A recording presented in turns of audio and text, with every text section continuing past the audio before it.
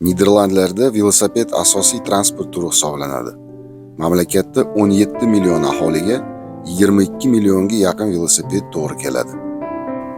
Velosiped infratuzilmasi 35 ming kilometrlik velosiped yo'laklari va dunyodagi bir nechta eng yirik velosiped to'xtash joylarini o'z ichiga oladi. Velosipedchilar barcha yosh guruhlari tomonidan va har qanday ob-havoda qo'llanishi Niderlandlarni velosipedchilar uchun haqiqiy jannatga aylantiradi.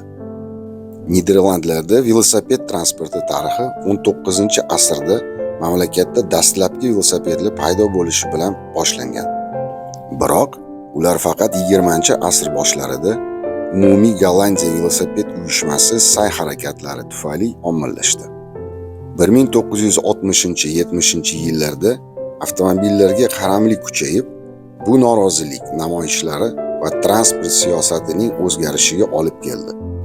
Natijada 1980-yillarda velosiped infratuzilmasini jadal rivojlantirish boshlandi. Bu esa Niderlandlarni ushbu sohada jahon yetakchisiga aylantirdi.